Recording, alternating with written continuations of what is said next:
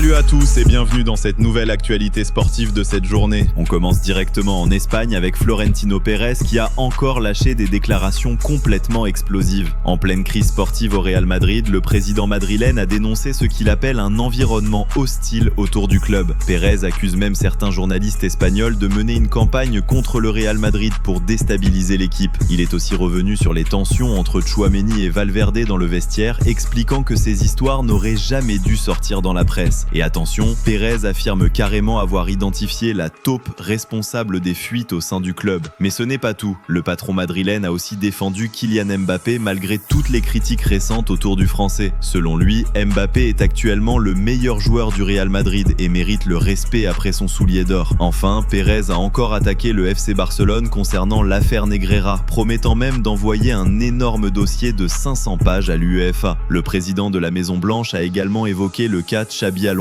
Même si l'entraîneur espagnol a été viré seulement quelques mois après son arrivée, le président merengue refuse de parler d'erreur. Selon lui, c'est l'absence d'une vraie préparation estivale après la Coupe du Monde des clubs qui aurait détruit physiquement l'équipe. Une saison blanche qui laisse énormément de regrets à Madrid. Direction maintenant Paris, avec Ousmane Dembélé qui continue d'impressionner. Encore décisif lors de la victoire du PSG contre Lens, l'attaquant parisien a été interrogé sur son deuxième ballon d'or. Mais fidèle à lui-même, Dembélé a préféré calmer le jeu. Le Français explique que les titres collectifs restent beaucoup plus importants que les récompenses individuelles. Il a aussi apprécié les applaudissements reçus à Bollaert, un stade réputé pour son ambiance incroyable. Et justement au PSG, Luis Campos a tenu à faire une énorme mise au point concernant le mercato. Alors que les rumeurs autour de Julián Alvarez deviennent de plus en plus fortes, le conseiller sportif parisien affirme que Paris n'a avancé sur aucun dossier. Campos explique que le club est totalement focalisé sur la finale de Ligue des Champions contre Arsenal et que toutes les discussions mercato sont actuellement mises de côté. Un message très clair envoyé aux supporters et aux médias. Du côté de Lens, Pierre Sage était extrêmement déçu après la défaite contre Paris. L'entraîneur lensois estime même que le score était totalement injuste. Selon lui, ses joueurs méritaient beaucoup mieux face à l'une des meilleures équipes du monde. Malgré tout, Sage a tenu à féliciter son équipe pour sa prestation avant la finale de Coupe de France contre Nice qui approche désormais à grands pas. Direction maintenant l'Angleterre avec Manchester United qui prépare un énorme coup sur le mercato. Les Red Devils veulent passer à l'action pour Elliot Anderson, le milieu anglais de Nottingham Forest. Mais attention au prix annoncé. Forest réclamerait plus de 100 millions d'euros pour laisser partir son joueur. Chelsea et Manchester United suivent également Ander Barrenechea. L'ailier espagnol de la Real Sociedad plaît énormément aux deux clubs anglais qui cherchent à renforcer leurs secteurs offensifs cet été. Du côté du Bayern Munich, Anthony Gordon se rapproche sérieusement de l'Allemagne. L'ailier anglais aurait déjà trouvé un accord contractuel avec le club bavarois pour un contrat de 5 ans. Mais Newcastle reste très gourmand et réclame plus de 75 millions de livres sterling. Les discussions entre les deux clubs continuent donc. Brighton surveille de son côté Bazoumana Touré. L'ailier de Hoffenheim est considéré comme l'un des profils offensifs les plus prometteurs du championnat allemand et les Seagulls veulent encore miser sur un jeune talent à fort potentiel. Et enfin, on termine sur cette énorme information du côté du Barça. Robert Lewandowski serait tout proche de prendre une grande décision concernant son avenir. Selon plusieurs médias, l'attaquant polonais envisagerait sérieusement de quitter le Barça cet été. Son dernier match au Camp Nou face au Betis pourrait même ressembler à des adieux. Et actuellement, l'Arabie Saoudite serait la destination la plus probable pour la suite de sa carrière. C'est tout pour ce matin et on se retrouve bientôt pour de nouvelles actualités.